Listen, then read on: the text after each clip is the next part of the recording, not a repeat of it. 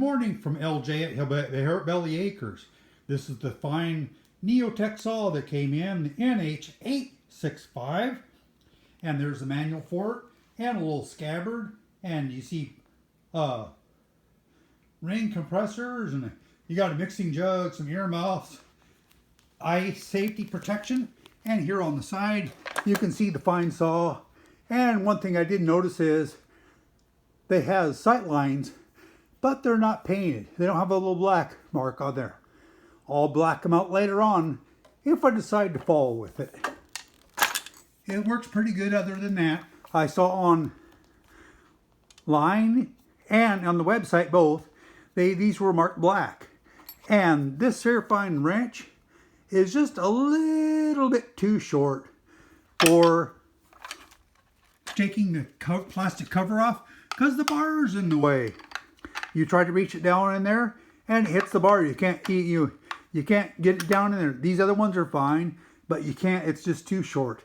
And to check the head bolts, the cylinder bolts were, I could reach the back two, but the front ones I couldn't reach because the handlebar is in the way. And of course, my Allen wrenches are too short. They won't work either.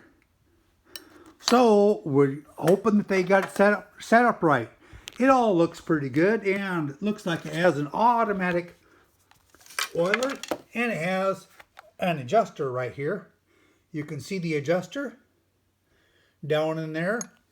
And if we move it over here to the side and whoops, roll it around and take this clutch cover off,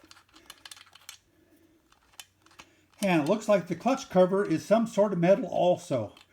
It looks like it's fairly well made. It has a nice, look at that, a nice tensioner in there. It has a wear block in it and a removable tailpiece, your chip deflector, and you can see again, you know, the castings are just not the best in the world. It says it's made in Sweden on there. I kind of chuckle, but oh well, that must have been just in the mold when they flashed it, but it looks to be of pretty good quality actually.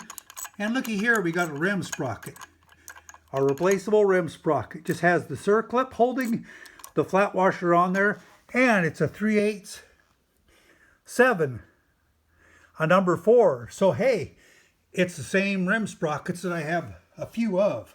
So that works out pretty nice. And you can see down here, it has the marking right there for the automatic oil adjuster that you can adjust your oil flow with.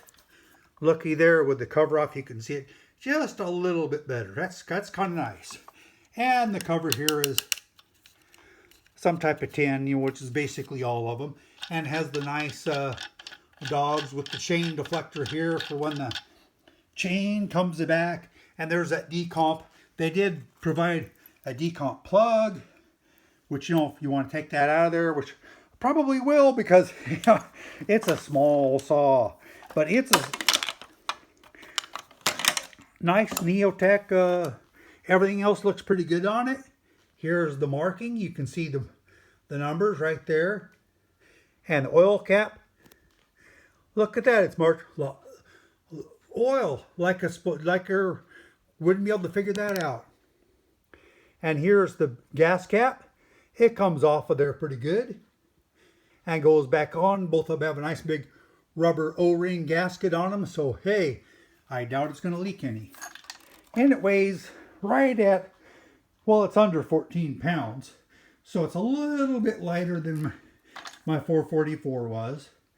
But, you know, it's 65 some cc, so it's close.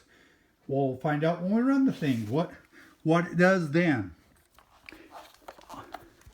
I'll put the bar on it later on and run it so you can hear it run and see what's going on. Well, this is LJ from Belly Acres, and this is the new Neotech 865, the Husqvarna 365 clone. They did okay. This was LJ from Belly Acres.